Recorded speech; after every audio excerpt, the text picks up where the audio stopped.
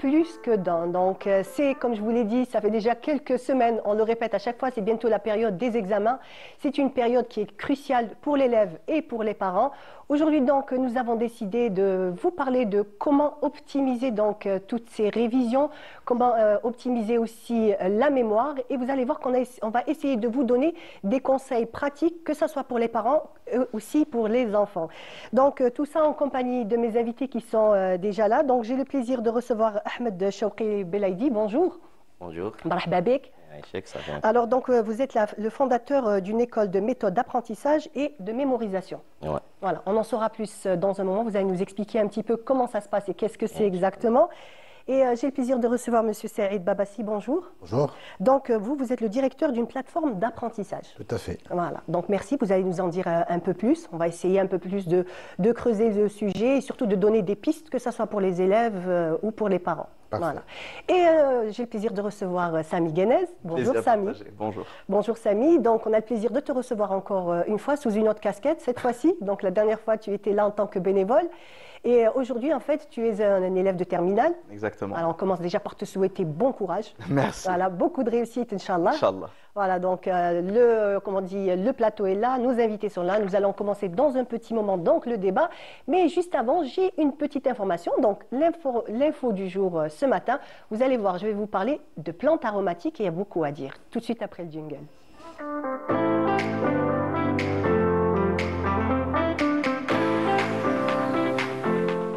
Alors, ce sont des plantes qu'on utilise beaucoup, que ce soit dans la cuisine ou en tisane ou même tout simplement à titre décoratif. Alors, les plantes aromatiques, elles sont connues depuis la nuit des temps, depuis la plus haute antiquité, mais aussi, on va dire, même au-delà, puisque dans la médecine ayurvédique, il y a plus de 3000 ans déjà, toutes ces plantes étaient utilisées et on connaissait pratiquement tous leurs secrets. Donc, plantes aromatiques, mais aussi plantes médicinales, puisqu'on connaissait aussi toutes ces plantes, on va dire, tout ce qu'on pouvait faire avec, tout ce qu'on pouvait guérir, on connaissait leurs bienfaits pratiquement sur le bout des doigts. Bien entendu, aujourd'hui, nous avons tous des plantes aromatiques dans nos maisons. Bien entendu, on peut les acheter au marché, comme on peut aussi les cultiver soi-même. Donc, c'est très facile et surtout, c'est pratique parce que, en fait, d'abord, c'est un passe-temps très, très agréable. C'est aussi agréable donc d'avoir sur son petit balcon, que ce soit de la menthe, du persil ou du basilic. Donc, aller le cueillir comme ça frais et l'incorporer à la cuisine dans son plat, c'est vraiment un plaisir. C'est en même temps une saveur extraordinaire. J'imagine que le goût doit être meilleur que quand on l'achète au marché. Ça, j'en suis à peu près certaine. Pourquoi? Parce que tout simplement, d'abord, quand on les fait pousser à la maison, il n'y a pas de pesticides. Généralement, on n'en met pas. Donc, ce sont des plantes qui sont totalement bio, puisqu'on les arrose, on les cultive soi-même et on en prend soin. C'est facile de les avoir, que ce soit dans notre cuisine. Si on a une petite fenêtre, on peut mettre 2 ou 3 petits pots à la cuisine. Si on a un jardin, c'est encore mieux. On a vraiment de la chance. Donc, on peut avoir son petit potager avec toutes sortes de plantes aromatiques. On sait très bien que le bassin méditerranéen regorge de plantes aromatiques. Les plus connues, donc, on a donc le basilic, on a le romarin, on a plusieurs variétés de menthe. On a, en ce qui concerne, nous, surtout tout le nord du Maghreb, on a le persil et la coriandre. C'est vraiment des incontournables. On peut aussi les avoir, comme je vous l'ai dit, dans nos balcons, en petits pots, en jardinière.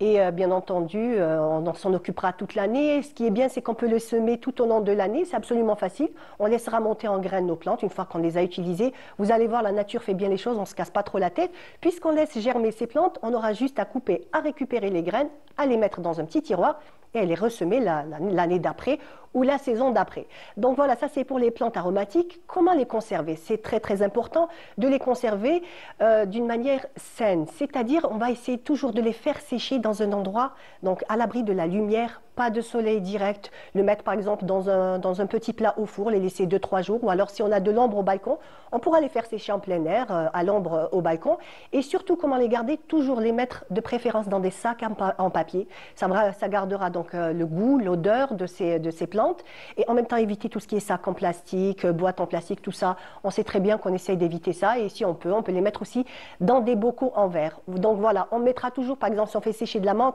on mettra toujours nos plantes la tête à l'envers. Donc on mettra le bouquet vers le bas, le laisser sécher de façon à ce qu'il garde tous ses arômes et tous ses bienfaits. Et on le mettra dans nos petits sacs, bien entendu, petite étiquette pour se rappeler, parce qu'une fois que ça a séché, on aura un petit peu du mal à tout retrouver. Donc petite étiquette dans des sacs en papier et on met ça dans des placards à l'abri du soleil ou de la chaleur. Voilà, ça c'était pour l'info du jour et je vous dis, essayez de le faire, ça marche, j'ai l'habitude et franchement c'est un véritable plaisir de cueillir ses propres herbes aromatiques à la maison. Voilà, ça c'était pour l'info du jour. Et maintenant, je suis sûre que vous allez être passionnés, tout simplement parce que nous parlons d'un sujet passionnant. Et bien entendu, vous pouvez toujours nous appeler au 021 23 98 91. Donc, nos spécialistes sont là. Ils pourront donc répondre à toutes vos questions. Vraiment, vous pouvez nous appeler et vous allez voir qu'aujourd'hui, on va donner des questions, surtout des solutions et des conseils précieux. Donc, première petite question, on va commencer par toi, Samy. Hein, on va te demander, alors comment te sens-tu en cette période d'examen? Tu te sens comment? Dis-moi. Alors bon, bien sûr, il y a toujours un peu de stress, mais il y a le bon stress et le mauvais stress. Le mauvais stress freine l'élève, mais le bon stress l'aide à aller de l'avant. D'accord. Parce que bien sûr, si l'élève s'en fout un peu, il n'est pas vraiment inquiet sur le grand examen, il ne va pas essayer de fournir plus d'efforts que ça. Alors que quand il a un peu cette idée qu'il faut que j'ai mon bac pour pouvoir ouvrir plusieurs portes dans ma carrière, aller à la fac, il aura toujours un peu cette niaque pour vraiment réviser et étudier pour y atteindre ses objectifs. D'accord. Donc, la première question que je vais vous poser, en fait, elle est ouverte pour vous deux. Comment est la méthode d'apprentissage de nos jours? Parce qu'on sait très bien que les générations d'avant avaient une certaine façon de réviser, avaient peut-être pas autant de pression qu'aujourd'hui. Vraiment, les deux générations sont différentes? Alors, peut-être là, on met carrément le pied dans le plat. Il y a eu un changement, je pense, radical dans la façon de se préparer ou de réviser. La pression de la note obtenue, surtout pour ceux qui passent le bac, étant telle que ça crée en fait des besoins d'aller presque mémoriser, apprendre. Je parle de la mauvaise mémorisation, pas de la bonne mémorisation. Mémoriser, apprendre les sujets, apprendre les méthodes de répondre bien, au lieu d'apprendre à réfléchir et à mettre en pratique ses connaissances. Donc, ça, c'est un constat que nous avons fait depuis maintenant pas mal d'années, déjà en tant que parent, en tant que père, en tant que fondateur d'une plateforme d'éducation, plateforme numérique interactive. Effectivement, il y a un très grand changement dans la façon de faire. Souvent, les enfants, les parents cherchent à rassurer leurs enfants, à les déstresser, en mettant entre les mains des méthodes plutôt de parcourisme. Et ça pose un problème, je pense. Peut-être qu'on pourra en parler tout à l'heure. Voilà. Parce que là, on fait beaucoup appel à la mémoire, et peut-être que la méthode et la façon, la manière de réfléchir ne va pas avec. Peut-être qu'il faudrait un peu plus se baser sur ça. Oui, parce qu'effectivement, il y a des choses à apprendre. Il faut avoir des techniques justement pour pouvoir bien exploiter. Voilà.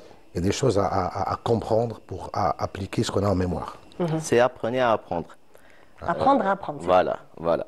De nos jours, les élèves ou les étudiants ont beaucoup plus de moyens par rapport aux ex-générations. Mais aussi, ils ont beaucoup de distractions, beaucoup plus de stress, comme il a dit, beaucoup plus de pression sur la note. Alors que il faut apprendre à apprendre pour mieux utiliser ce qu'ils ont aujourd'hui pour avoir normalement un meilleur résultat. D'accord. Voilà. D'accord. Donc, votre école, qu'est-ce que vous proposez exactement? Plusieurs choses. Et en partie, le coaching scolaire. Le coaching scolaire, c'est aider et guider et orienter l'élève ou l'étudiant de fixer un but ou un objectif et l'aider à le réaliser. Aller au premier pas. Comment l'aider à le réaliser? C'est l'aider au plan psychique et technique. Parce que la majorité des étudiants ou des élèves sont perdus dans le jour-là. Aussi, on propose des techniques d'apprentissage basées beaucoup plus sur les sports mentaux. Les sports mentaux, en général, ça sert à améliorer la performance cérébrale à travers leur mécanisme qui aide à créer une nouvelle liaison entre les différentes cellules du cerveau. Ça facilite la circulation des messages nerveux. Quand on parle des classes finales, par exemple, la mémorisation en elle-même, on a deux types. On a la mémorisation command training ou bien la mémorisation compétitive. C'est des techniques compliquées, l'étudiant, l'élève doit suivre un entraînement. Et on a la mémorisation scolaire. La mémorisation scolaire, c'est autre chose. C'est pas mémoriser. En fait, quelle est la différence entre les deux? La différence, c'est que la mémorisation compétitive, c'est le mind training. Oui. C'est entraîner ton cerveau pour améliorer la performance de mémorisation.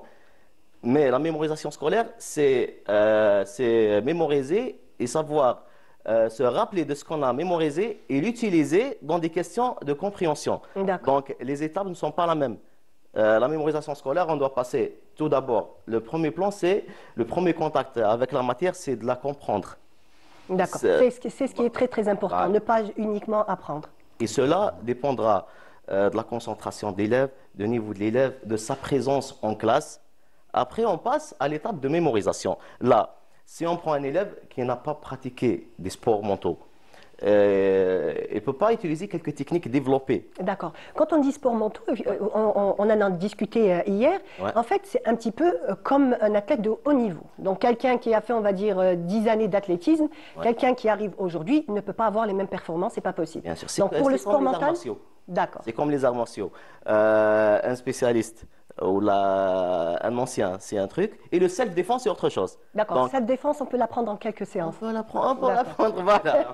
C'est autre chose. J'aime bien ça, te parle Samy. Hein. Donc, ce qu'on propose, c'est le spécialiste en matière, il doit être spécialiste en mémoire. Et dans la matière qu'il faut faire apprendre aux élèves, ça le facilite ou bien ça l'aide ou là, ça aide les élèves à utiliser ces techniques de mémoire simplement pour avoir de meilleurs résultats. Mais, comme j'ai dit, cela dépendra de plusieurs points. De l'intelligence linguistique de l'élève, de sa présence, de son envie, de son niveau. Donc, l'aide sera le point de se mémoriser avec des techniques qu'il est apte à le faire. Après, le point de se rappeler. C'est, quand on parle de la mémorisation scolaire, c'est le premier point de compréhension n'était pas correct. Et le deuxième point de mémorisation n'était pas correct. On ne peut pas se rappeler. Dans ce cas, on dit que l'opération a échoué. D'accord. Donc, on a 3 étapes à suivre correctement pour arriver à mémoriser correctement. Très bien. Voilà. Samy, comment fais-tu un petit peu? Est-ce que tu as une méthode précise pour, on va dire, pour te rappeler de tes cours, pour tout mémoriser? Alors donc, je me base pas mal sur les schémas, le mind mapping, c'est ça, voilà. Donc, c'est... En fait, c'est quelque chose que tu faisais déjà depuis ton enfance, c'est ce que tu me disais. Exactement, oui. D'accord. Donc, je le pratiquais étant petit, ensuite... Mais c'était naturellement, c'était venu Oui, naturellement, tu ne connaissais pas. Je connaissais pas et c'était un peu plus tard que j'ai su que c'était une technique reconnue et qui était enseignée dans des écoles. Mais donc, ça m'aide beaucoup, vraiment, parce que le schéma résume toute la leçon en un dessin qui est assez simple. Bien sûr, en utilisant beaucoup de couleurs pour que le cerveau s'en souvienne. D'ailleurs, j'en avais parlé avec Oustad Chawri. C'était par exemple quand vous voyez quelqu'un dans la rue avec un costume rouge. Oui. Bah, vous souviendrez de lui parce C'est clair. qu'il sort de la norme. Et du coup, justement, l'utilisation des couleurs, bien sûr, il faut bien écrire. En plus, même comme ça, sur le cerveau, mais il le gâche. Voilà. Donc, il sera toujours captivé et on pourra utiliser ça pour pouvoir mieux mémoriser nos cours. Très bien, très bien. Monsieur Babassi, tout à l'heure, on avait déjà abordé un sujet, on en a très souvent parlé aussi dans notre émission, c'était en fait le choix des filières. Généralement, c'est vrai que ça se fait à la sortie du collège, à l'entrée du lycée, mais en fait, tout à l'heure, on a dit qu'il y avait aussi le poids des parents, parce que là, on parle du stress des élèves, de ces étudiants, de ces futurs bacheliers, ces futurs qui passent le brevet. Mais il y a une chose, c'est que très souvent, les parents sont derrière le choix de leurs enfants. Est-ce que c'est une bonne chose? On a très souvent dit que c'était quelque chose à ne pas faire. Alors, effectivement, c'est une très mauvaise chose. Et il faut savoir qu'avant de sortir notre plateforme, il y a maintenant 4-5 ans, Nous avons fait une expérience avec une centaine d'élèves, une centaine d'enfants du collège et du lycée. Une expérience donc proche, c'est-à-dire sur le terrain, en temps réel. Sur le terrain, y compris mes enfants étaient aussi parmi les. D'accord. Est-ce que c'est le fait que vous avez eu des enfants, que c'est ce besoin qui vous a amené vers créer cette plateforme? Effectivement, oui, parce qu'en fait, je suis directeur d'une entreprise dans le domaine du service et de l'informatique et du consulting. Donc une start-up, c'est ça? Non. L'entreprise initiale, c'est une entreprise qui accompagne en fait des entreprises économiques. Nous sommes donc sur le niveau du management, etc., du consulting et de l'informatique. Okay. Mais en tant que parent, justement, ma fille est née, justement, quand elle a passé son bac, j'ai vu quelque chose qui m'a semblé un peu bizarroïde.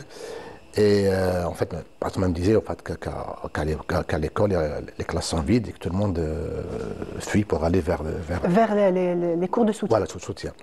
Donc, j'ai pratiquement pas cru. En fait, finalement, j'ai dit, écoute, ça, c'est pas possible, parce qu'en fait, nous revenions de l'étranger. J'ai dit, écoute, c'est pas possible. Et donc, je me suis rendu compte qu'effectivement, c'était un peu vrai. Et pour ma deuxième fille, en fait, je suis allé observer, donc curieux, consultante par nature. Et j'ai vu quelque chose qui m'a vraiment terrifié. C'est que dans une classe de 50 personnes qui font le soutien scolaire, le prof, l'enseignant, n'arrive même pas à 50 cm de l'apprenant. Et donc, je me suis intéressé à ça. Donc, on a fait cette expérience-là. Donc, on a ouvert une classe expérimentale. Et on a commencé à discuter avec des parents, avec des enseignants, avec des spécialistes. Donc en fait, vous avez pris toutes les personnes qui sont concernées, oui, donc enseignants, parents et élèves. Donc tout cet écosystème, vous appelez ça un écosystème? Absolument, pendant 3 ans, nous avons fait ça pendant 3 ans. Et on a beaucoup appris sur le terrain, et notamment, je reviens à la pression parentale, on a eu pas mal d'enfants, et une chose qui m'a sauté aux yeux, c'est qu'ils étaient tous intelligents. Alors pourquoi vous venez faire des cours de soutien? Mais chacun avait sa propre intelligence. On ne parle pas de l'intelligence mathématique qui est reliée en fait. Absolument. Voilà, effectivement.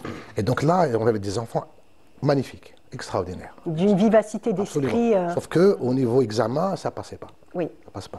Après, on a commencé à faire une enquête auprès de leurs parents, une pression terrible, parce qu'il faut que tu deviennes pilote, médecin, etc., tu deviennes informaticien. Certains parents, très rares, laissent leurs enfants en fait, faire leur propre choix. Voilà.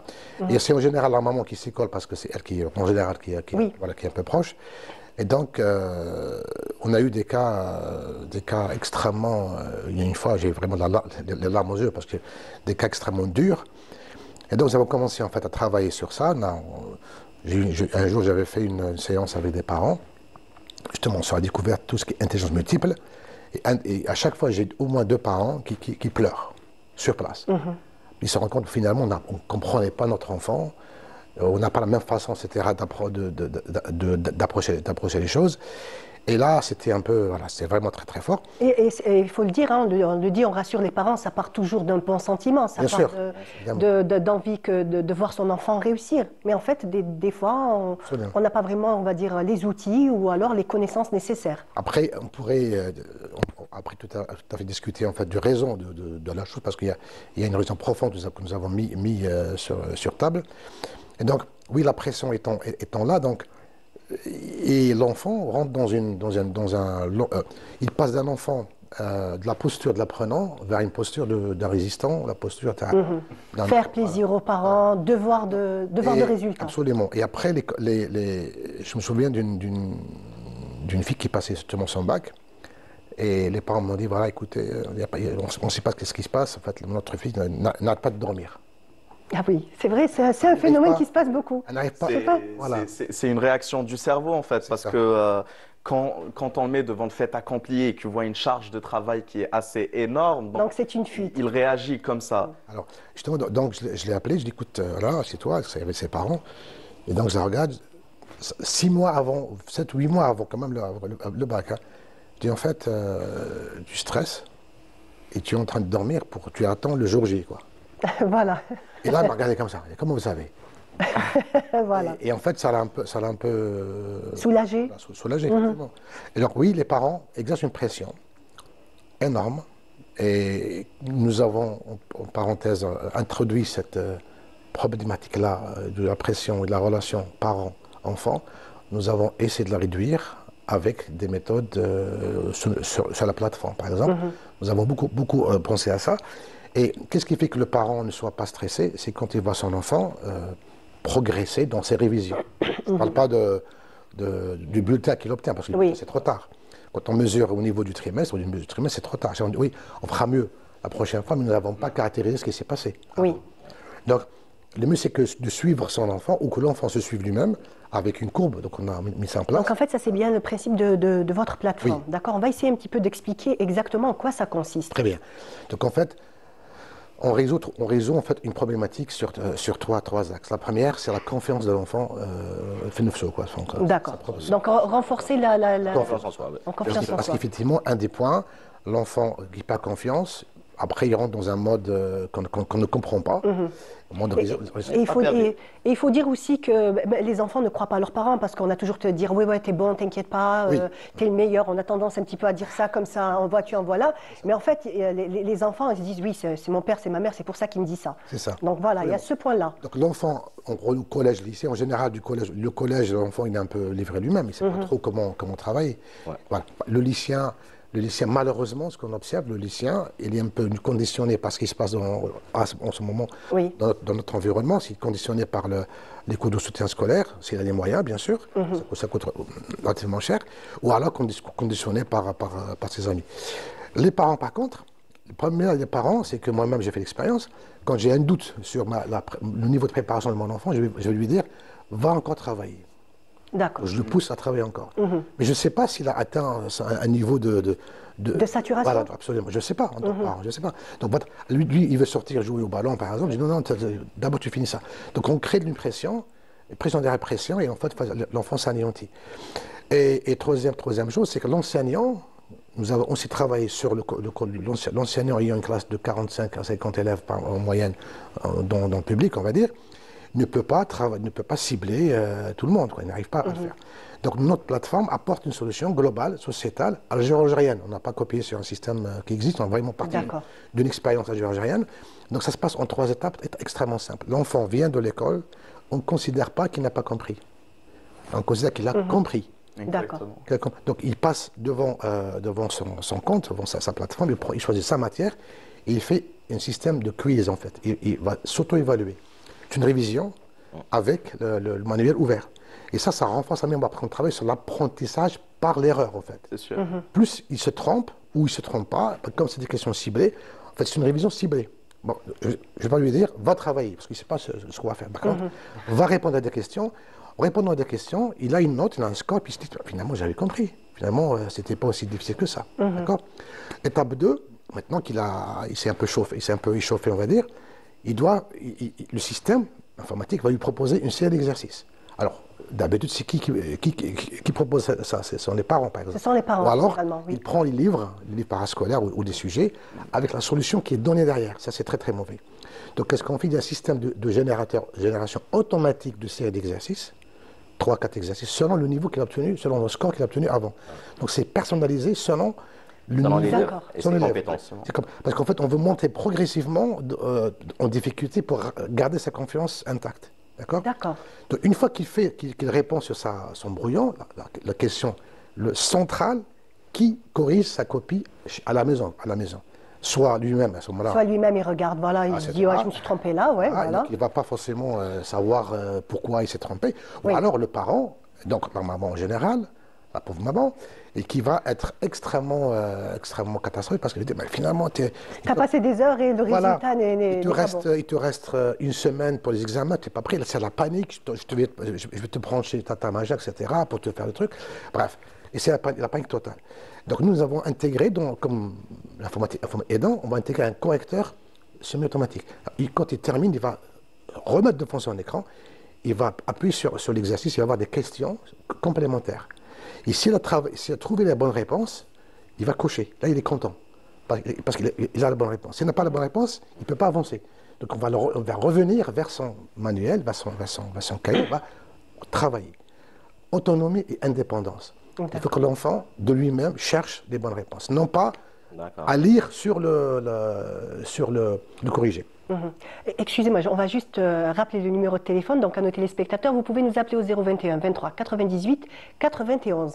Donc on était sur autonomie et... Donc confiance autonome, indépendance. Voilà. Indépendance et autonomie, c'est ça. L'enfant n'a pas besoin d'aller demander à sa maman ou ses parents quel exo je vais faire. Nos systèmes comportent plus de 10 500 exercices différents de tous les niveaux. Il y a 7 du collège au lycée et 7, 9 matières. Ensuite, il va voir ses parents avec sa copie. Alors, s'il avait au début 5 sur 10, on va dire, avant l'autocorrection, il va arriver facilement à 9 sur 10. Mais il va savoir pourquoi il s'est trompé. Et donc, quand il va revenir chez ses parents, donc avec la bonne note et le bon esprit, le mindset, les parents sont rassurés. Il n'y a plus de stress. Donc, on l'a vécu, on a testé, on a fait le sondage, donc on a réduit le stress. Et pour finir, comme nous sommes dans l'informatique, dans l'IA en question, le parent n'a plus besoin de savoir quel exo donner et quel niveau à son enfant. Le système fait ces calculs-là. Le parent qui est complètement, on va dire, détaché, pas de souci. Il peut regarder sur un tableau de bord, il a une coupe, il va regarder en fait l'évolution, il est rassuré, sans perturber son enfant. Le parent qui veut un peu participer, il y a une espèce de tableau de bord comme ça, un peu ludique, ça dit excellent, etc. Okay. Un tableau de bord, il y a même un gars qui fait comme ça. D'accord. Et donc, il clique, il regarde que le système lui dit attention, il y a un danger, il clique sur la matière, il regarde quelle matière il n'a pas commencé à réviser, il appuie sur un seul bouton, et ça génère pour l'enfant les exos à faire. Donc en fait, on n'a plus besoin d'être prof soi-même, parce que j'ai eu des parents qui sont devenus des profs. Oui, on peut être prof, mais on ne peut pas avoir la pédagogie qui va avec. Ils ont appris les exercices avec leurs enfants. D'accord. Et pour un peu laisser la parole aux autres, c'est que j'ai entendu souvent des parents dire « j'ai obtenu un 15 en physique ». Lui, le parent. Ah d'accord, c'est lui qui... Oui, exactement. Oui, ça te parle. Non, c'est rien. Et moi, ma fille a eu, j'ai eu 15. Voilà, c'est moi qui ai 15. D'accord. Et donc, évaluation, donc de ma compréhension, apprentissage par l'erreur, et ça renforce la mémoire du point. Deuxième chose, je m'entraîne. Et troisième étape, pendant les examens, on a fait un simulateur de composition. Donc, on choisit le semestre, etc., le trimestre, Exactement. etc. Et on choisit. Et puis là, on lui dit, OK, tu es prêt? Go, tu as 1 heure. Tac, chronomètre, il déclenche, il travaille. Là, on l'habitue à l'examen. On gère le stress pendant l'examen. Et pour finir, pour rester uniquement sur les principales fonctionnalités, on a rajouté un simulateur de TP ou de TP virtuel, on va dire. Quand l'enfant, le système fait des calculs toujours, quand il y a une note assez basse, on l'oriente vers un TP virtuel, donc il va maintenant faire une manip en physique, en sciences ou en maths. Et puis, donc, il y a un texte, il va faire sa manip, il va prendre un objet, il va le laisser tomber, par exemple, c'est en physique, il va prendre un ballon. Et en mécanique. Voilà, c'est en mécanique. Et ensuite, des questions. Donc, le système va évaluer sa compréhension, mais différemment. Donc, en fait, on baisse la charge et le stress de vouloir être passif devant un écran, devant un cours YouTube. Il va revoir le cours une deuxième fois, troisième fois. Là, on l'oriente. On gère son temps de télévision et on lui donne confiance et on rassure ses parents. Je dirais, on pourrait dire que c'est presque d'une manière ludique un petit peu. C'est ludique. C'est ludique. Il y a de la gamification, on appelle ça de la gamification. C'est quoi exactement la gamification? La gamification, c'est que dans le parcours de révision, il y a même il gagne des points. D'accord, c'est un petit peu comme s'ils étaient sur... Voilà. Ils gagnent des points et puis chaque année, on essaie de sortir les gagnants. Ils ont même des cadeaux, etc. Des cadeaux. D'accord. Voilà. On les encourage. Il y en a même qui ont eu des téléphones, des tablettes. Hein. Ah d'accord, c'est chouette. Samy, est-ce que tu as l'habitude, toi, d'utiliser ce genre de plateforme? En termes de révision, je suis plus traditionnel. Les cahiers, les révisions basiques, exactement à l'ancienne.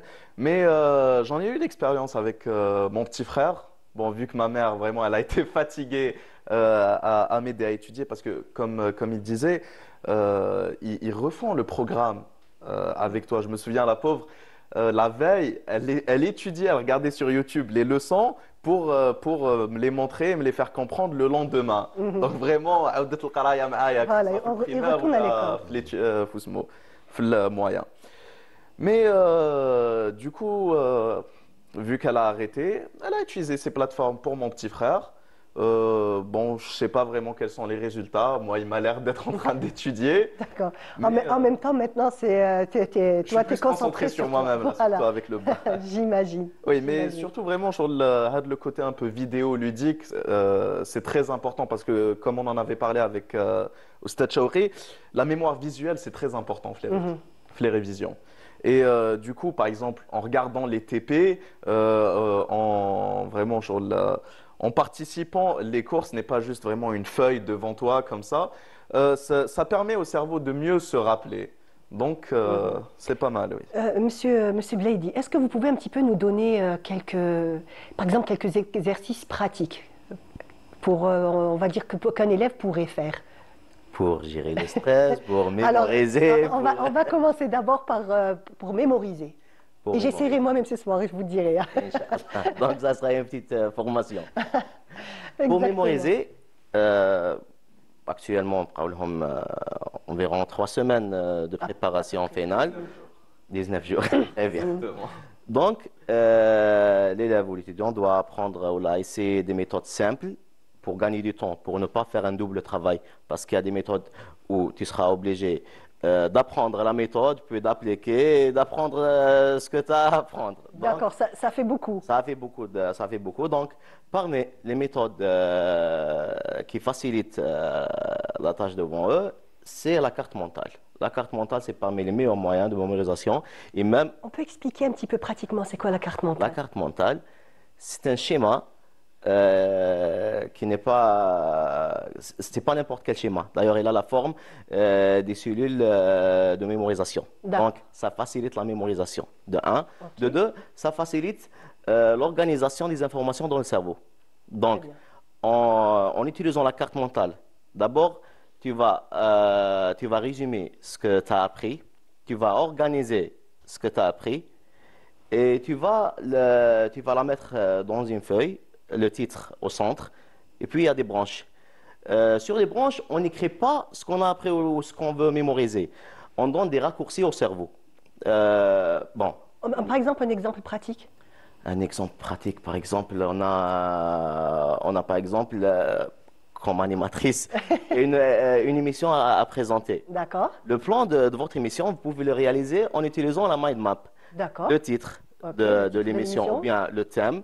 Le mot présentatif, on le met en haut. En bas, le premier invité, le deuxième invité, le troisième invité. J'ai 3 questions, par exemple, principaux. Pour chaque invité, je mets un seul mot ou bien un seul dessin qui va me rappeler de ce truc-là. Quand je serai en train de parler, la mind map est devant moi là. Parce que le premier truc qu'on doit comprendre sur le cerveau, c'est que le langage de mémorisation du cerveau n'est pas les mots et n'est pas les chiffres, c'est les images. D'accord. Donc, très bien. Allez. Je voulais un peu renforcer parce que c'est très important ce qu'il dit. J'ai eu à pratiquer les cartes mentales, enfin le mind mapping depuis maintenant plus de 25 ans, etc., dans le mode professionnel. Et donc actuellement on l'utilise dans le mode professionnel. Actuellement moi personnellement, mon PC, il n'y a que des cartes mentales, réunions, documents, etc. Et là, le secret, c'est que la carte mentale, comme il y a, en fait, c'est un espèce il y a un nœud, puis il y a des branches qui sortent du nœud. Et chaque nœud, sous-nœud, il y a d'autres branches qui sortent. Donc c'est une espèce comme ça d'araignée. Il y a un réseau hardware qui ressemble justement au réseau de neurones, en fait.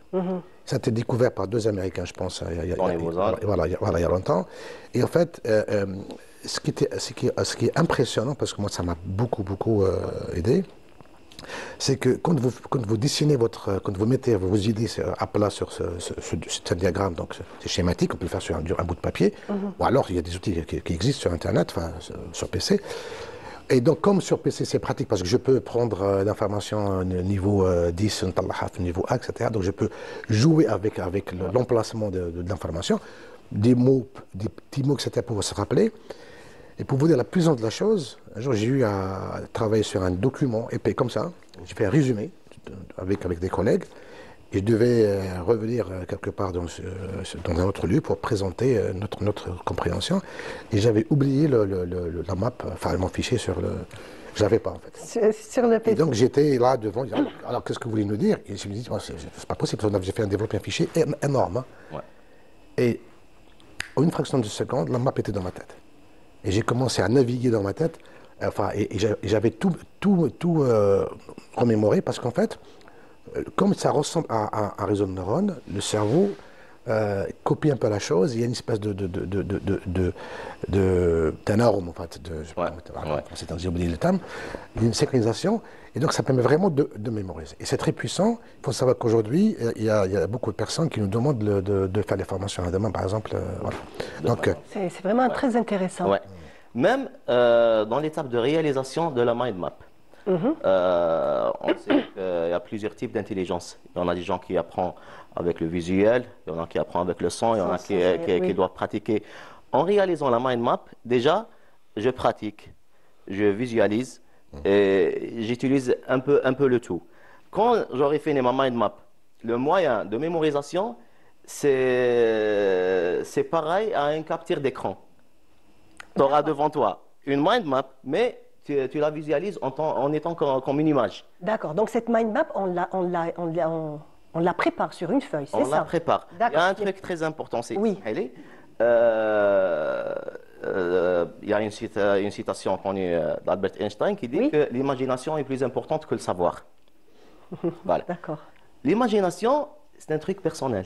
Mon imagination n'est pas la sienne, n'est pas la vôtre. Donc, chacun, soi-même, quand il réalise sa mind map, elle aura compatible à lui-même. D'accord. Donc, il va se donner des repères à lui-même Voilà. ou une manière de faire qui lui est personnelle. Qui le facilite à se rappeler après de ce qu'il a mémorisé. D'accord. Voilà. À sa guise. Chacun, en fait, voilà, fait le modèle qui lui convient. Ouais. Puis il y a un système de couleurs, etc., qui est utilisé. On peut faire travailler les deux cerveaux, parce que les deux cerveaux n'ont pas forcément la même chose. Deuxième étape, ouais. Donc il y a le système de couleurs, il y a des flèches. Donc on peut créer, donc c'est pour ça que tout à l'heure, il y a aussi du visuel en fait, management de la formation. Et c'est une technique qui marche très très bien. Mais je pense qu'on l'enseigne dans certaines matières. مثلا في التربية الإسلامية, par exemple, de mémoire comme ça, il y a des mind maps sur les livres aujourd'hui de la التربية الإسلامية, l'islam noir. Oui, à la fin de chaque wahda, mukhattat. Voilà. Effectivement, c'est vrai. On le voit, c'est des espèces de... Mais comme j'ai dit, الخريطة الذهنية تقولها, c'est ça. خريطة ذهنية. خريطة ذهنية, c'est la mind map, mais comme j'ai dit, إذا مش أنت اللي درت la mind map, tu auras un double travail. D'accord. Parce que ça sera de la mémorisation d'un schéma compliqué. Ton cerveau fonctionne comme ça. Mais si c'est toi qui réalises cette mind map, tu auras fait déjà 80% du travail. Donc en fait, il vaut mieux la refaire, la retravailler comme on la comprend nous. Parce que même après, dans la révision, je ne prends pas un cahier, il me reste 15 jours, je ne prends pas un cahier de 220 pages. Je prends des mind maps. La mind map peut résumer un cours de 3 à 5 pages dans une seule image. Donc ça facilite la tâche. Et ça peut nous faire gagner du temps. Exactement, faire gagner du temps. En même temps, ça nous enlève un peu le stress parce que quand on voit des gros cahiers comme ça, on a tout de suite le cœur qui bat, on se dit comment je vais faire. Donc quand par contre c'est des petits schémas, déjà il y a aussi donc le facteur stress, on va en parler. Ça joue vraiment, on va dire, un rôle crucial. Gérer son stress. Stress, cortisol, perte de tous tes moyens. Ça bloque la mémoire, ça bloque la concentration, tu seras perdu. Donc, le facteur stress, on peut dire, c'est l'ennemi de la concentration et de la mémoire. Ah oui. Voilà. D'accord. Donc, au niveau de votre plateforme, est-ce qu'il y a une durée, par exemple, une durée précise où on doit réviser? Ou est-ce que l'enfant est libre de faire ça pendant... Alors, très bien, c'est une très bonne question. On a dû réfléchir à beaucoup de contraintes. D'abord, pour des raisons de la mission initiale, l'enfant ne doit pas se sentir prisonnier. En même temps, pas entièrement. Donc la plateforme est ouverte, bien sûr, 24 sur 24. On ne peut pas l'empêcher de oui, bien entendu. Décider. Par contre, quand tu fais un quiz, on a un temps limité. Donc quand tu fais un quiz, je trouve 15 à 20 minutes, 30 minutes. Et quand il corrige son exercice, il a 10 minutes parce qu'il est censé l'avoir fait sur sur un bout de papier. Après, elle ne même pas 5 minutes pour juste cocher les bonnes questions. Donc, elle est un peu guidée, et puis elle peut refaire 2-3 fois la Khulta. Donc, ça permet, voilà, donc il y a des parents qui nous disent, des parents nous disent, mais pourquoi mon enfant, il voit les solutions, enfin, les solutions. Ah d'accord, donc en fait voilà, c'est ce que je disais un petit peu. C'est pas le but. Non, c'est pas le but. Yeah. Et en même temps, il y a un petit peu ce petit problème entre l'ancienne génération et la nouvelle. Donc nous, les parents, on a un petit peu du mal à, je dis, c'est pas qu'on accepte, on accepte bien tout ce que c'est une nouvelle technologie et tout, mais pour nous, ça nous paraît aberrant. Donc on lui donne un exercice et à côté, les corriger. Oui. C'est vrai que ça paraît un peu. En fait, non, on ne donne pas le corriger, on donne juste là, une fois qu'il a mis ses réponses. Oui. Là, il voit les réponses courtes. Par contre, on a noté. Ce qui est important, c'est la note. La note, c'est une note d'évaluation, c'est pas une note de... Donc, il voit les réponses comme sorte de correction. Après avoir fait, bien sûr. Il voit juste toutes les réponses. Après, on détermine est-ce qu'il a besoin de beaucoup de support. Il faut savoir que les enfants n'ont pas les mêmes besoins. Donc, vous avez en fait, dans une classe, il y a 4-5 niveaux. Il y a les très faibles, les faibles, les moyens, etc. Et le problème, c'est que ceux qui sont très faibles ont des lacunes assez importantes. Ceux-là, il faut les suivre depuis le début. Les lacunes, ce n'est pas avec une plateforme numérique que nous allons en fait les rattraper. Là, il faut un support plus important. Plus important. Par contre, le problème, c'est ceux qui sont au milieu, qui ne savent pas comment ils doivent progresser. Donc, ils dépensent beaucoup d'énergie, à la fois monétaire, on va dire, beaucoup d'argent. Oui. Et en même temps de leur temps aussi. Beaucoup de temps, et de leur temps, ils sont fatigués.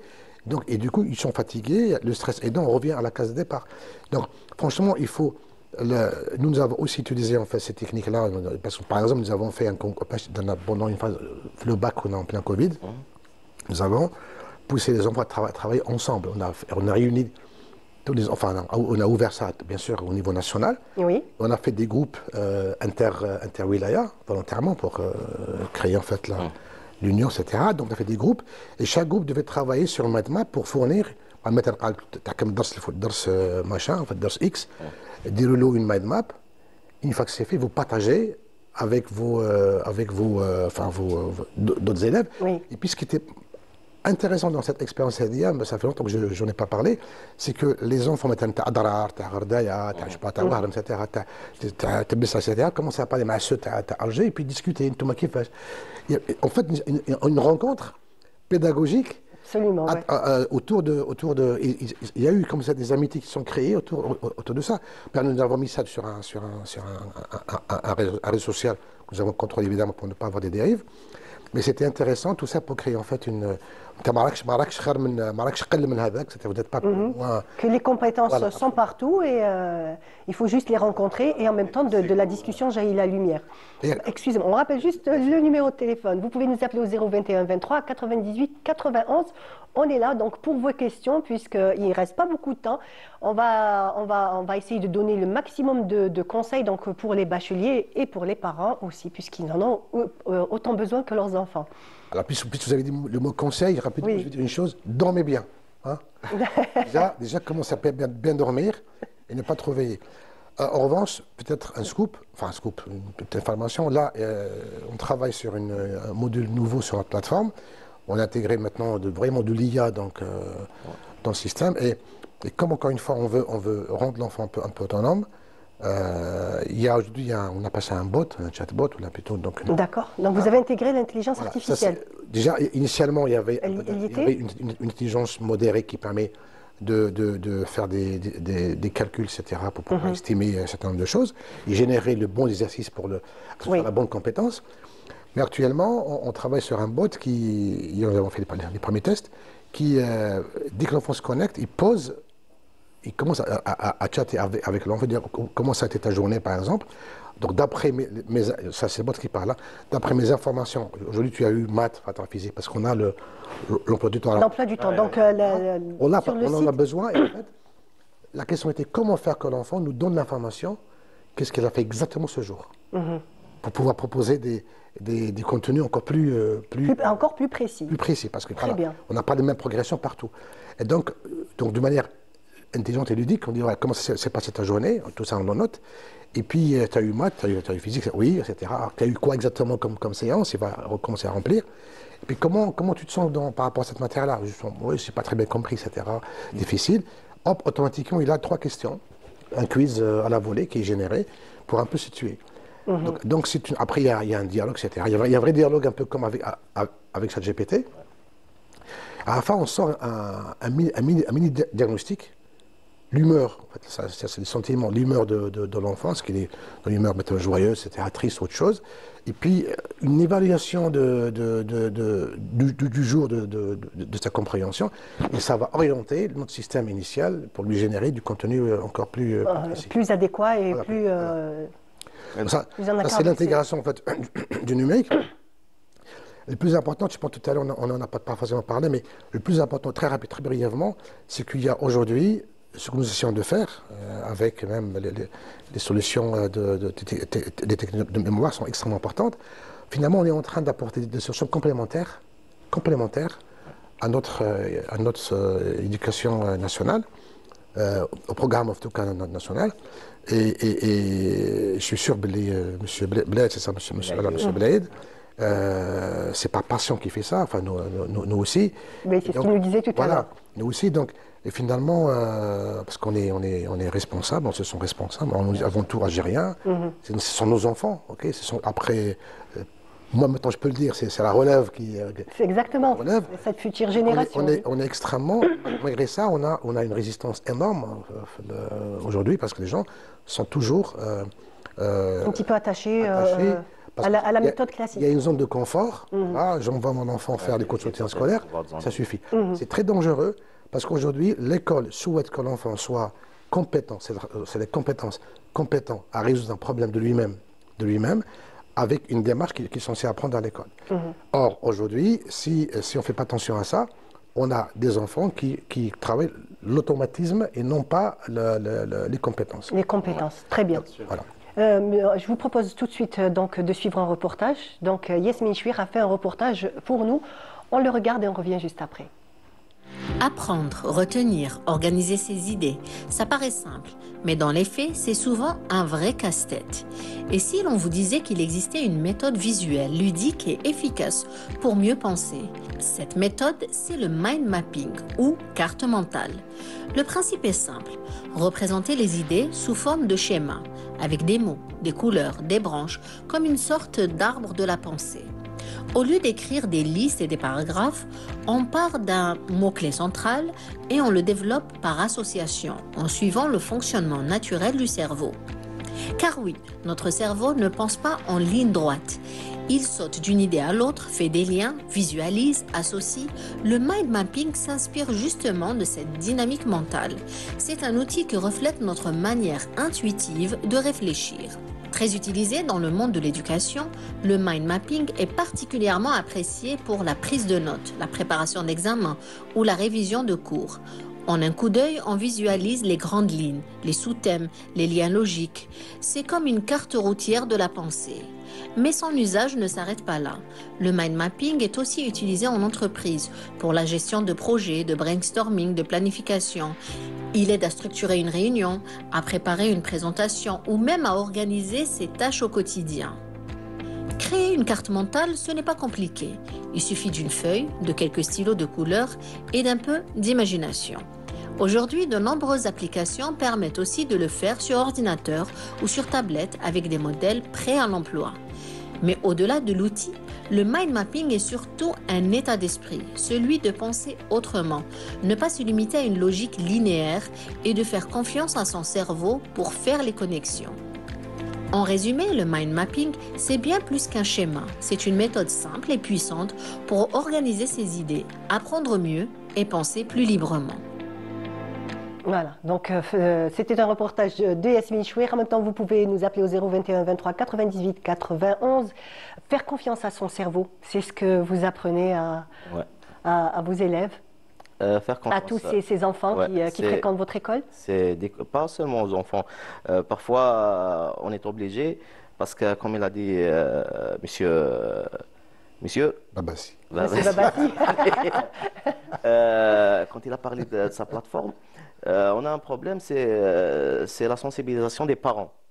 Parce que le mécanisme du fonctionnement, selon ce que j'ai compris de sa plateforme, dépend de self-discipline. Donc, les parents doivent être conscients. Donc, on fait des meetings avec des parents ou bien même des élèves. Il faut d'abord comprendre ou bien apprendre ses vraies capacités.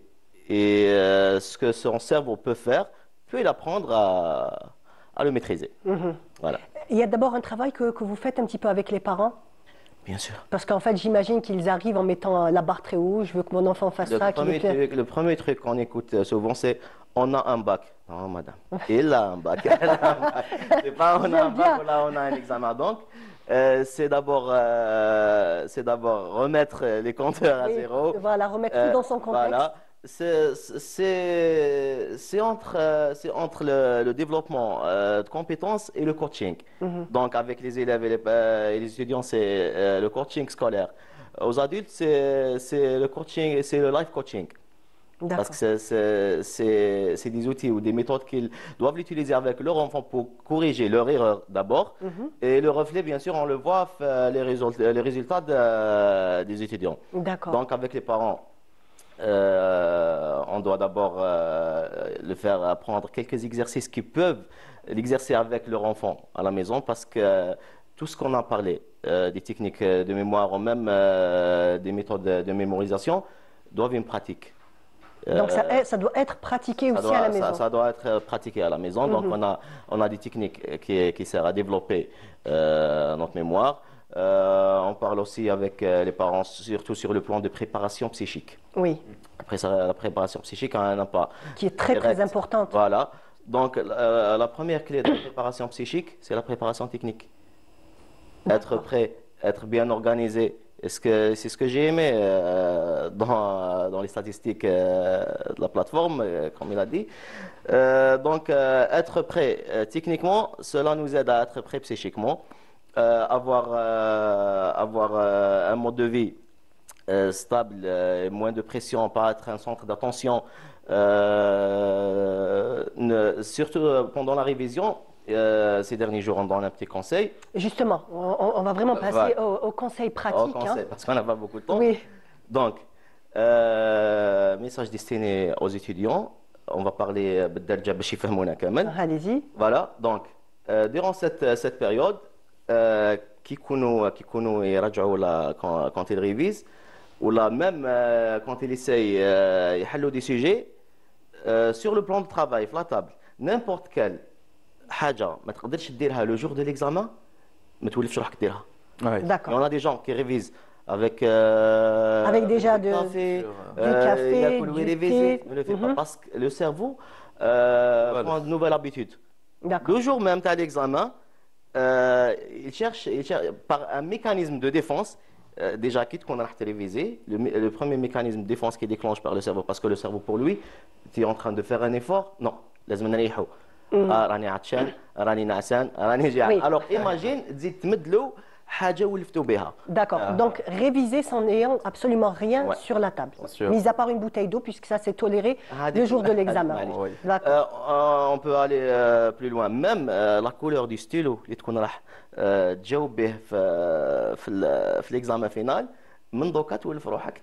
Exactement, oui. C'est quelque chose que je fais. Ça va, tu es en pleine dedans, Samy. Oui. Non, parce que, en fait, déjà, pour le bac, on n'a le droit d'utiliser qu'une seule couleur. Soit le bleu, soit le noir. Donc, si on a l'habitude de, par exemple, utiliser stylo vert et tout, c'est une très grande erreur, parce que utiliser le stylo vert dans la feuille d'examen, elle ne sera pas acceptée. Je connais des gens qui, juste par habitude, à force de répondre les sujets avec plusieurs stylos au bac, ils ont fait ça. En rendant la feuille à l'examinateur, il a dit tu dois refaire la feuille, sinon je ne pourrais pas l'accepter. Voilà, des choses à retenir. Voilà, exactement. C'est très important, oui. Donc, donc on a dit rien sur la table, mis à part la bouteille d'eau. Gardez toujours le même stylo qu'on va utiliser le jour de l'examen. Pour la révision. Oui. ما بقاش وقت بزاف دونك l'organisation le timing اللي بقى elle est très importante. في la révision il y a des gens on l'a même في la mémorisation يقول لك انا نوض بكري صباح باش نحفظ. Chacun a son heure biologique.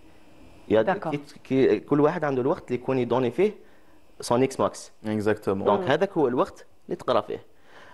Même si c'est la nuit, parce que je connais certains enfants qui préfèrent un peu... Pas au point où on infecte notre heure biologique. Donc quand je dis la nuit, c'est pas 2 heures du matin, je veux dire en soirée. Un étudiant qui a un bac, ما لازمش يدير des nuits blanches. Oui. Parce que من بعد كيما قلت لك on peut pas faire un double travail. من بعد la dernière semaine وشنو نولي نعدل mon heure biologique ولا je me repose. Donc كي نكون راجع عندي 45 minutes conseillé 45 minutes de suite de concentration maximale خير من 3 سوايع مشوشه. Donc 45 minutes et j'ai fait des pauses de 15 minutes. Je change d'activité نعاود نولي pas plus de 3 heures في la matière en elle-même في les révisions finales. D'accord. Donc on reste pas au-delà de 3 heures dans une seule matière. On change. Après chaque 3 heures on change de matière. D'accord. Non, une matière secondaire par exemple. Voilà ما نديرهمش في نهار واحد par exemple maths après physique. Après, on مثلا بعدها لغة عربية. Voilà. Il y a un truc aussi très important parmi les problèmes اللي يصراو بزاف les étudiants au bac ما يكفيش الوقت. Oui. Donc mettre un chronomètre. D'accord, c'est vrai. J'ai remarqué ثاني يهضر عليهم وعجبتني. On a un système japonais qui s'appelle le Kaizen. C'est développer الدقة والسرعة تاع ce qu'on fait à travers des petites étapes. Donc à chaque fois يكون راح يحل لي سوجي يدير ان كرونومتر يحسب لو تايمينغ اللي راهو يديرو pour corriger son examen. هنا il entraîne son cerveau على التفكير التحليلي واستنتاج الحلول والاسترجاع تاع لي زانفورماسيون اللي يسحقهم بلو رابيدمون. ومن بعد يصح بيان سور on parle pas de la vitesse seulement. Ces étudiants arrivent au point وين يحل ان سوجي دو باك في ساعه ونص ساعتين le jour même يكون عنده الوقت الكافي باش يقرا لي دو سوجي pour prendre une décision. Mais s'il base seulement à apprendre ولا à réviser ولا يحل براحته et la majorité des gens font cette faute. Le jour même d'examen, il va tester ses capacités, mais il ne sait pas combien de temps il a besoin. Des erreurs à ne pas faire. Il y a aussi un autre point, et après je reviendrai vers vous aussi pour un conseil. Arrêter les révisions en groupe. Ça, c'est ce qu'on dit. في la période التالية. Oui. Bon, هي يفترض parmi les méthodes اللي يخلوك تتحكم في الحاجة أكثر c'est la pratiquer. Oui. Donc تقدر كي تفهم واحد تثبت الحاجة أفضل. Mais il reste pas beaucoup de temps. Donc كيما قلت لك à partir de là أي حاجة ما تكونش معك le jour d'examen final à éviter. Exactement. يعني même هذيك تاع كيما قال الأستاذ عندي ان سوجي والحل قدامي وين نحصل نو سي لي ديرني جور هذو هي نورمالمون سي ان ترافاي اللي يكون دار من قبل سي اتر رياليست اي كونيتر مي كومبيتونس ونعرف ابوبري نورمالمون تشد ان بولتان وعندك لي كوفيسيون على بالك ابوبري شحال راح تجيب وراهم تي بوان فور تي بوان فابل. Ça y est, en fait, le bac blanc. Voilà. D'où le bac blanc. معليش on peut le faire en retard. كي نكون نحل عندي l'exercice فلاني j'ai toujours ce problème donc je dois corriger ce problème. الوضعية التعلمية هذه لازم نفهمها. صامت با باش نروح نراجع حاجات راني عارفهم ولا ندير حاجة صح مليحة ليا mais il y a un truc plus important. Donc avoir un planning de soi-même personnalisé ليك انت ما يخليكش اصلا الوقت باش تريفيزي en groupe. D'accord. Donc évitez toute chose que vous ne pourrez pas faire le jour de l'examen. En fait, ne le faites pas. C'est-à-dire, par exemple, des sujets jamaïens, c'est à éviter. Les sujets à la maison. Ne rien mettre, on va dire qu'on ne peut pas avoir. Même, il y a une information qui connaît les visées sur table. Pour éviter que ton cerveau déclenche son mécanisme de défense et tout, une seule matière sur table. Parce que لو كان تحط معك juste un autre cahier ولا un autre sujet هذا صعيب donc on va نحطوا هذا نقراو histoire géo. Non. D'accord. عندك une tâche de 45 minutes fixée. Vraiment de la rigueur. Ouais. De la rigueur. Il s'agit de la méthodologie pour répondre. Oui. قال لك الوقت ما يكفيش. Ce qui est vrai. Donc il faudrait surtout favoriser la réponse aux questions théoriques مع الأول الأسئلة النظرية par exemple physique, ce qui est plus facile. Et on passe par ordre de difficulté. D'accord. Donc, Qui m'a par exemple fait le maths, qui a de très bons élèves, ils visent le 20. Ouais, Je sais pas. c'est bon. Et Merci. à force de rester bloqués, ils ne peuvent pas terminer le sujet. Très bien, Donc, très bien. On arrive à la fin de notre émission. Il ne nous reste pas beaucoup de temps. Je vous donne un dernier mot, M. Babassi. Deux derniers conseils. Un pour les parents. Oui, Ne stressez pas vos enfants. ok. Passez au point mort. C'est bon, la pression est classe, le push classe. C'est très important. Passez au point mort. Il faut les accompagner. Un. Deux, ne les comparez pas et les enfants ne vous comparez pas. Très bien. Pas de comparer sur avec d'autres personnes. C'est bon, le chemin maintenant, c'est le dernier chemin, dernière ligne droite. Il faut se faire confiance. Très bien. Et puis voilà. Très bien. Merci beaucoup, monsieur Babassi. Merci beaucoup pour ces